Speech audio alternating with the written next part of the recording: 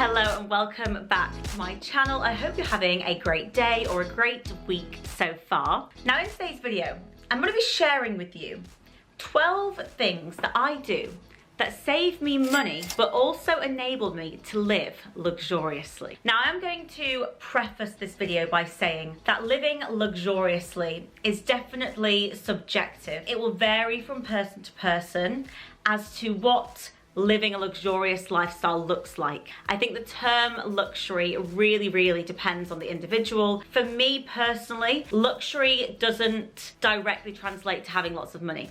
Not at all. For me, luxury is living a life that feels fulfilling, spending time in a way that I find enjoyable, and actually finding joy in smaller, more simple things. But as I say, to some luxury is completely the opposite, and it could be having a lavish yacht or a mansion. It really varies. So today's video will be based on what I find luxurious, and those things are some of the things that I've just mentioned there. So you may relate to some of the things I mentioned today. Some of them you may completely disagree and feel that they are not luxurious at all. But nonetheless, all the things I'm going to share with you definitely save me money, and they're things that really work for my lifestyle. So without further ado, let's get into the video. Okay, starting off with number one. Now, this is one that I think may A, surprise people, and B, is definitely not something everybody is able to do based on where you live geographically. And that is that I do not own a car. Now, the first thing I'm going to say about that is I live very close to a town centre, so I'm able to pretty much walk everywhere I need to go. I can walk to my nearest train station. I have really good access to taxis if I ever need one, and for that reason, having a car to me just isn't something that I need right now. Of course, this could all change if I move further into the countryside, if I have a child. This could completely change based on my lifestyle, but for me, not having a car saves me a lot of money, but it also gives me an element of luxury. And this is where mentioning different ideas of a luxurious lifestyle are really going to change, because for me, by not having a car, I'm sort of forced to be a little bit more time efficient. I have to plan much further ahead. If I'm walking somewhere versus driving somewhere, you can get somewhere in 5 minutes in a car, whereas it would probably take about 25 minutes by foot. So the first thing I find luxurious about not having a car is not only the expense it comes at, but also the way that it forces me to walk and to kind of live a little bit more mindfully. I spend a lot more time walking, I'm getting more exercise, I'm spending more time outside, and to me that is a little luxury. I find walking everywhere to be very peaceful, and I enjoy taking that time out of my day. Not that it's a choice, but I wouldn't have it any other way. And so it's my default first choice to walk places. So it keeps me in shape, it keeps me outside, I get more fresh air, and I think that to me is a luxury. It could be the way I'm looking at it, but I do still think it gives me a luxurious approach to just the daily mundane things. Walking to the shops, walking to the post office, instead of driving there, paying for parking. It's not as good for the planet and the environment, not as good for my health. But of course, I want to mention this isn't possible for everybody, perhaps those with children or disability. So this is just something that applies to my lifestyle at this very moment in my life. Number two, and that is that I don't buy pre-packaged or pre-made meals. And that could be anything from a kind of pre-made microwave meal, or even out on the go when I'm doing a day trip somewhere. I do my very best not to buy pre-made sandwiches, pre-cut up fruit in plastic, things like that. And again, I do feel the need to put out a disclaimer there. Of course, not an option for everybody, particularly for those that maybe can't cook, aren't able to for whatever reason, but this again is something that I find gives me that little added luxury. And the reason I find this an added luxury in my life is I have full control over what I'm eating. A lot of the pre-made food, the pre-packaged food, is ultra processed. It's got lots of nasties in there that I personally don't want to be consuming, whether it be stabilizers, emulsifiers, ingredients that you can't even pronounce. So for me, what I like to do is I've got a really nice set of glass Tupperware. I actually probably have some in my handbag. Let me show you. This here is literally my handbag from yesterday, and I can see here I've actually finished all the snacks. This is a little glass jar, BPA-free lid, and inside I've got some cashews left, but it did have some dried apricots, it had some little dark chocolate bits. So I always carry my own snacks. So not only does this save me money, but it also gives me full control over what I'm eating. Quite often when you're out and about, let's say you're in a train station or you're on the road, the food options that you have available to you aren't even things that you'd want. You're kind of eating them out of desperation, or there's nothing else there, you've got no options. So for me, I think it's more of a luxury, planning ahead and bringing snacks that I know I really like, snacks that are nourishing, snacks that I know what's in them, and it also saves me money. So it's a win-win for me, and so that is the reason why I do my very best not to buy pre-made, pre-packaged food. This also applies for drinks, so things like bottled water or fizzy drinks and things like that. I have loads and loads of reusable double-walled travel cups. This is one that I'm using today just for my water. And these are brilliant, there's lots of different types. I wouldn't use one with a straw when I'm on the go because you can't put it in your bag, but I've got them with screw tops. I particularly like the travel cups that are double walled. They keep your drink either really hot or really cold. I'm somebody that likes my drinks to be icy, icy cold. You can probably hear there's ice in here. So again, gives you that control over what you're consuming, which I do think is a luxury in its own unique way.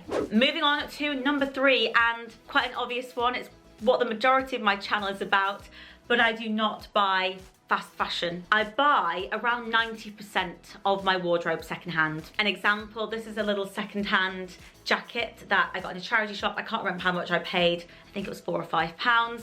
These are some vintage Christian Dior clip-on earrings. So I like to buy the majority of my clothes secondhand, and the reason for that, not only does it save me money because you can get amazing, amazing clothes secondhand at brilliant prices, but I'm all about the quality. And quality is a luxury. If you've watched any of my other videos, you'll know I really value quality materials, quality craftsmanship. I always check the fabric composition on items that I'm buying. I love cotton, silk, cashmere, leather, wool, whatever it is. I love those naturally occurring and organic materials. They're luxurious. They feel luxurious on the skin. They look luxurious, so they elevate how you come across in your outfits, but you're also saving money. And that to me is the ultimate luxury, rather than trying to kind of keep up with what everyone else is doing, buying clothes just for how they look, but not really paying any attention to how they've been made, what they're made from. That cycle of trying to keep up with what everyone else is doing is a trap. It's not a luxury, is it? It's a trap. You're not able to really think for yourself in that way. That isn't how I want to live my life. I wouldn't consider that luxurious. As I mentioned at the start of this video, I find for me, luxurious and luxury is quite synonymous with freedom, whether that be your physical freedom, mind freedom, whatever it is, however way you want to look at it. That for me is the ultimate luxury. So buying as much as I can secondhand. Yes, I do every now and then buy first-hand items. I'm always very transparent about that, but I really aim to buy over 90% pre-loved.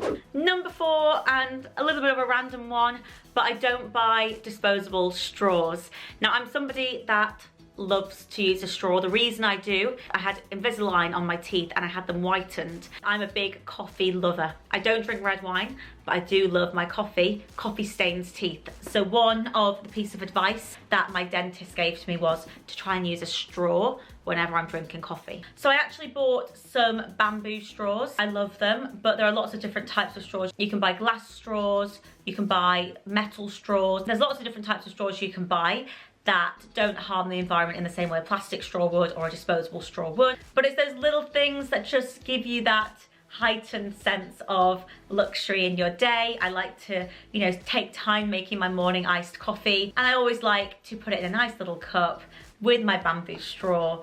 And I bought a pack, I think, of 8 or 6 online. I've had them for a couple of years. They're brilliant, and I would just never buy reusable plastic straws or paper straws because you're basically just throwing your money in the bin, and that's not very luxurious. Number 5, and on the topic of coffee, I don't use single-use coffee pods. Some of the really well-known coffee machines and brands still are using coffee pods, which to me is crazy. And I am going to admit, about 5 years ago, we did have a Tassimo machine which uses the pods, and we swiftly changed the coffee machine. We really invested actually in quite an upmarket machine. About 3 years ago we got the Sage. Quite pricey, but for some things it does pay to invest. I think it's all about knowing where to splurge and where not to. And for us, as a couple who drink coffee every day, pretty much, it made sense for us to spend that little extra money, buy a really good coffee machine, and now we just use beans. And what's so nice about that is, again, we have choice. We can try beans from all over. We can go to independent coffee shops and buy beans there. We can just buy, you know, your classic beans from the supermarket. But it's much, much cheaper in the long run to buy the beans just in the bag as they come than to buy those coffee pods. The other thing about coffee pods is you need to recycle them with the partnered recycling scheme. I think it's called TerraCycle. You're not supposed to throw them in the bin. So not only do the coffee pods cost more, but they're also adding an extra chore to your life because you have to collect them all, take them to the special TerraCycle drop-off points, of which they're dotted all over. I think our closest one at the time was in a Sainsbury's in the centre of town. So we quickly realised, actually, it's going to pay off in the long run if we actually just buy a proper machine. And we've had no problems with it. We've had it for 3 years. It's not broken. It looks great. It's really nice to use. It makes amazing coffee. So I think although the initial investment did cost us a fair whack, it's actually paid off over time, and now we spend way less, not only on coffee beans and using coffee at home, but we actually buy coffee out so much more infrequently as a result because we've got amazing coffee at home. So why would we buy coffee out? Number 6, and again, something I've spoken about in previous videos, but I don't buy in to trends. And when I say trends, this can be anything from trending clothing items, trending makeup, trending homeware, whatever it is. Because the thing with trends, there's always going to be a new trend. You're never ever going to be able to keep up with every trend out there. You're just not. It's unsustainable. And I actually find the whole concept of trends a little bit dystopian. I think there's something to be said for not really thinking with your own mind, you know, not thinking about what you really like and being so kind of heavily influenced by what's around you. I don't find that fun. I like to, you know, really think for myself and ask myself, what do I love? What do I really like? And by doing that, it's more likely that the things you buy and own, you're going to love and own and use for longer because you've chosen them yourself. You've really thought about what you like, rather than being fed all these trends, buying them because they're trendy, because it's seen to be the it thing in that moment to have. Are you really going to love that for years to come? Maybe. In some cases, maybe. There are the occasional trends that perhaps, you know, they are actually brilliant. But I'd say generally, the trends we're seeing are marketing. They're all marketing.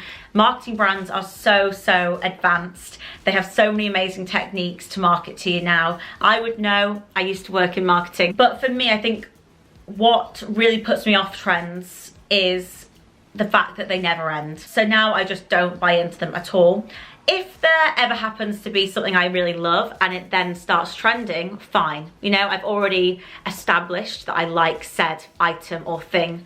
But I think you really can save money by asking yourself truly, is it something I love and like, or am I interested in it because I've just been fed it so many times on social media or by my favorite influencer or whatever it is? Another style of video I find really strange, and videos I actually don't watch, are the videos where they say like, what's the next big spring trend, or 10 trends you need. You don't need them. And if you see those videos, scroll on. You don't need to see them. You don't need to have what's trending. It's a trend for a reason. It's not going to be around forever. So if you are somebody that's maybe trying to cut back on costs, or you just want to have less junk in your house, definitely take note of when you're being marketed something versus, you know, when you're actually using your own mind to make those decisions. Another thing I find about trends is people start looking the same. I don't want to look like everybody else. I don't want to have all the same things as everybody else. I love having a charity shop shirt that nobody else has, or something handmade that's completely unique. I think it's really nice not to have what everybody else has. That's definitely something that I've found gives me that sense of luxury, is not feeling pressured or that I need to have the trending item. And I think that's come with age. I think definitely when I was at school or at college, I think at the time it was a Paul's Boutique handbag, a pair of Uggs, and some Vivienne Westwood earrings. Anybody born in like the early 90s will probably know what I'm talking about. But I remember begging my mum to buy me some of those said items. And it wasn't because I liked how they looked. It was because everybody else in my class had them. So over the years, I've learned, you know, what that actually was. And it was because, you know, I felt peer pressured into having the trendy it items of that moment. And with age, I've now realized it's nice to have your own individual sense of style, to buy things that inspire you or bring you joy, or you love how they're made or the story behind them, whatever it is. That is how I like to shop now, and for me that is a little bit of luxury. Number 7, and I don't buy new furniture. When I say that, I am going to, again, do a little disclaimer. I would say I probably buy 90% of my furniture secondhand. Occasionally I will buy first-hand furniture, things like a mattress, things like my light bulbs and things like that. But generally when it comes to large pieces of furniture, wardrobes, dressers, tables, chairs, I buy all of them secondhand. And what I love doing is upcycling projects. For me, that's a luxury. Having that enjoyment and thrill of turning something into my own unique piece.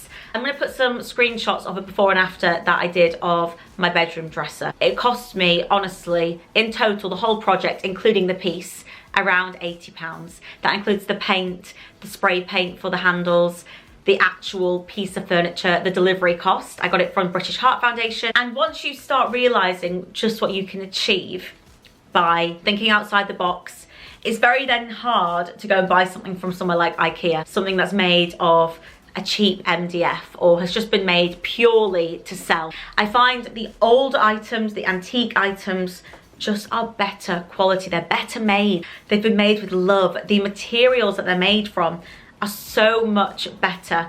So I spend a lot of time at the British Heart Foundation furniture shop. I really do enjoy that process. And again, not only is it a luxury to be able to get creative, but you also end up with higher quality items in your home that look better, that look unique, and that's luxurious. That for me is luxury. So I don't buy things like mass-produced art, you know, like little prints and things like that. I really try and buy secondhand or from independent sellers, people on Etsy, local artists, whatever is in your remit of budget, you know, whatever you can afford, buy within your means. Don't start spending crazy amounts on art or anything like that. Buy what you can afford, maybe make your own art. Really, really cool things to do like that. So for me, upcycling furniture is not only a joy, but it also gives me a really luxurious outcome. Number 8, something that is entirely free for you to do. You can do this at any time of day and it is free. Unfollow social media accounts that have you in the state of mind of negative thoughts. And that could be anything from accounts that, you know, make you feel rubbish about yourself, that, you know, make you compare your life to theirs, but not in a good way. Accounts that make you sad or triggered. Accounts that you just really don't feel inspired by or that don't bring you joy. Every now and then I will, you know, be scrolling on one of my feeds and I'll just see an account that I ask myself, what really is that bringing to me? Is it bringing me interesting information? No. Is it making me laugh or bringing me joy? No. Am I inspired by what this creator or account is sharing? No. And if it's none of those 3 things, generally, I don't feel like it has space in my mind. It doesn't have space in my life. And I think there's something to be said for curating what you take on, curating what you absorb. Because what you absorb does transform into your thoughts. I think it's a luxury in that respect, that you can control what you take on in your life, what you absorb and what you consume in social media. So really, really free to do. Next time you're online, let's say something crops up and it just doesn't make you feel good about yourself. You don't need to consume it. You can unfollow it. You don't need to see it. As humans, we evolve and we change to something that maybe a couple of years ago you found really helpful or inspiring.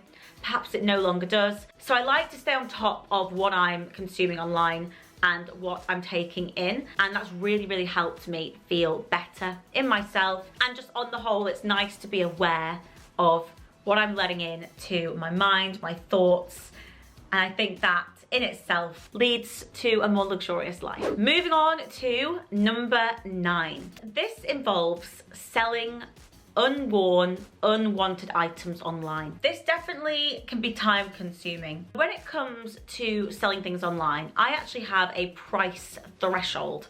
And again, you may want to just sell everything no matter what the price is that you're going to receive for the item. But for me, when it comes to my time management, I think time is money, and I like to use my time in a variety of ways. So when it comes to selling things online, generally, my rule of thumb is if I will make over £25 for the item, I'll take the time to do the photos, upload it online, sell it online, package it up, take it to the post office. If it's something that I would deem £25 and below, I simply donate it to a charity shop. This for me is a method that I find beneficial. The charity shop gets loads of amazing items, all up to my perceived value of £25. They may sell them for more or less, and I'm making a bit of money from items that I no longer use or like, or clothes that fit me. And for me, that is a really good way of managing my time, but also making money on things that I no longer need. Now, of course, you may have a different threshold. You may have a threshold of £100 or maybe £10, whatever it is.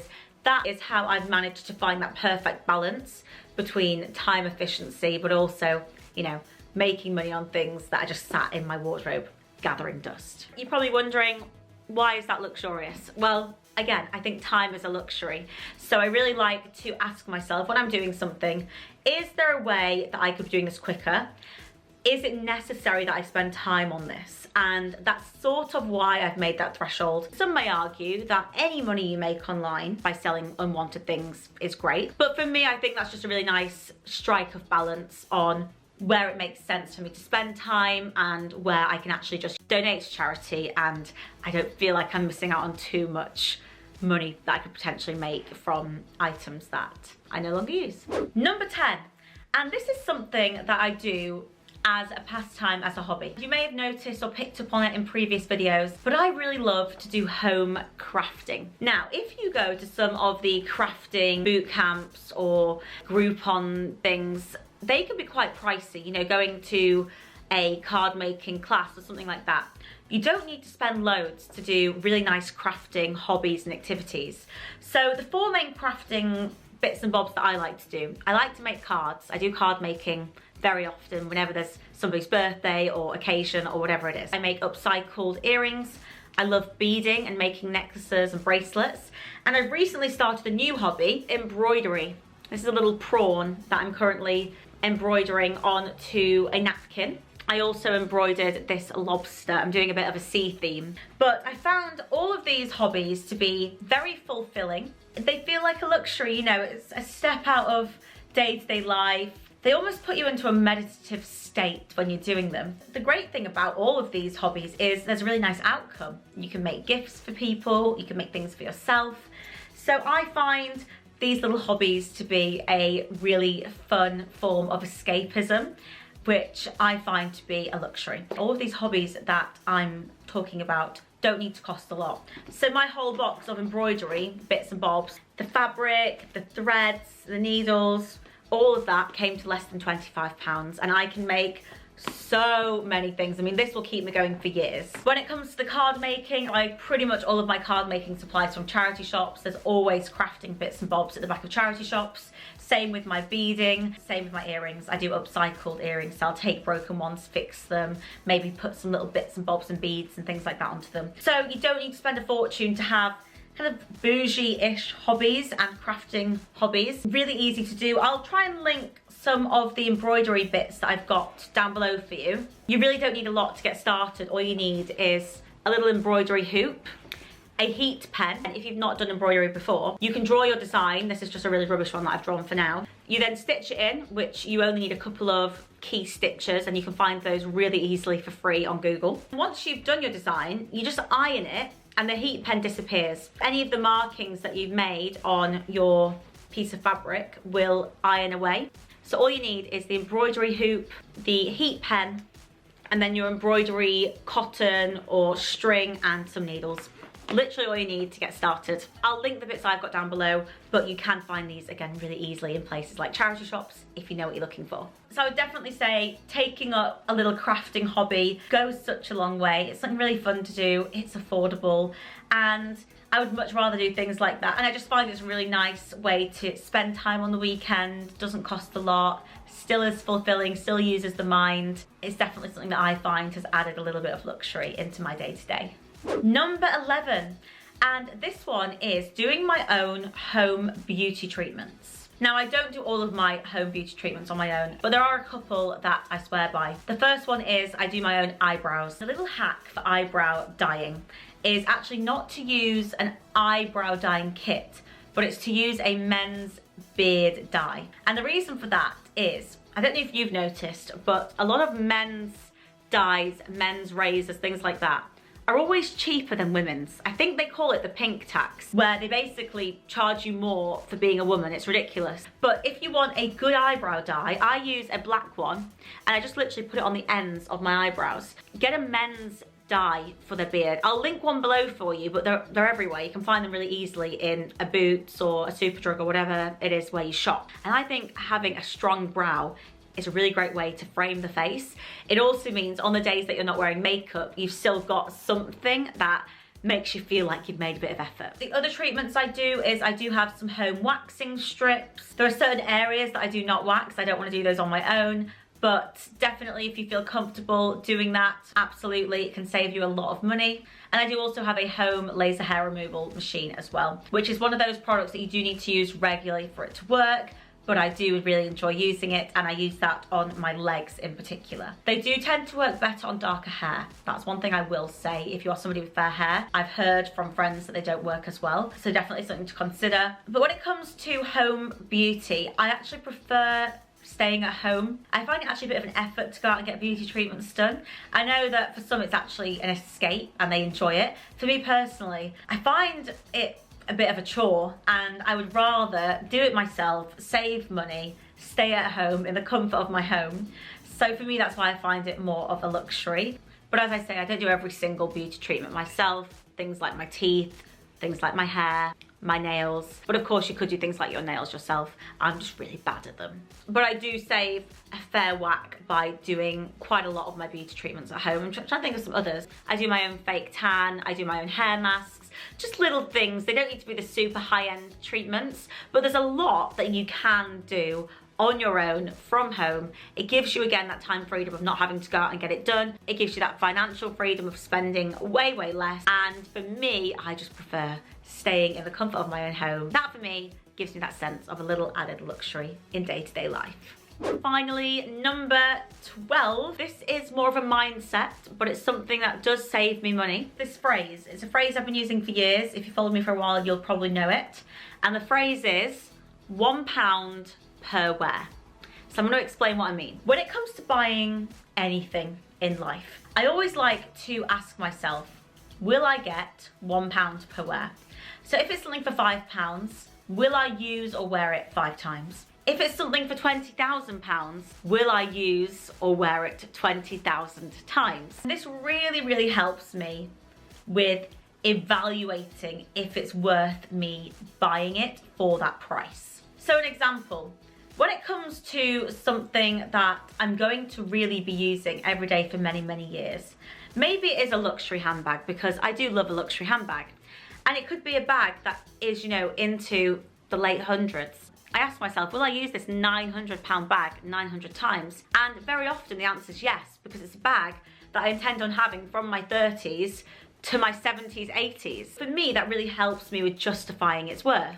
If it's something like a pair of shoes, I think it pays to invest in good shoes. They're your feet, it's your feet health. I'm happy to spend £100 on a good pair of shoes if I know that they're made well and that I'll be able to wear them 100 times. Of course, sometimes I'm actually making money on products. If I buy a shirt for £1 in a charity shop and wear it 45 times, that's great. So it's just a little bit of a mentality shift that I use. It just really helps me in evaluating something's worth and, you know, understanding something's worth. And for me, something's value is based on how many times I'll be able to use it. And that really comes down to its quality. Is it gonna last me that long? Is it gonna look good for that long? Am I gonna like it for that long? So I find that really helpful. And this actually ties into the trend topic earlier. Ask yourself, if you're gonna buy a trend, are you actually going to wear that trending pair of earrings that are £120 120 times, or are you gonna get bored of them because you don't actually like them in the first place? And again, you're probably asking, how is that luxurious? I think it's more just a luxurious state of mind. You are confidently buying things knowing that you feel good about them. And it does actually really help when it comes to buying luxury items from luxury brands, because you're asking yourself, do I really, really love this to spend this amount of money on it? It's really helped me in the past with particularly buying those higher priced items. So those there were 12 ways that I save money while still living in a luxurious way. I would love to know any things that you do that save you money, but that you still feel contribute to a more luxurious lifestyle. Do let me know down below. If you enjoy my content, if you like secondhand shopping, if you like luxury for less shopping tips, make sure to subscribe to my channel. I would love to have you join me on here. And as always, a huge, huge thank you for watching. I really appreciate it. And I'll see you again in my next video. Thanks for watching. Bye.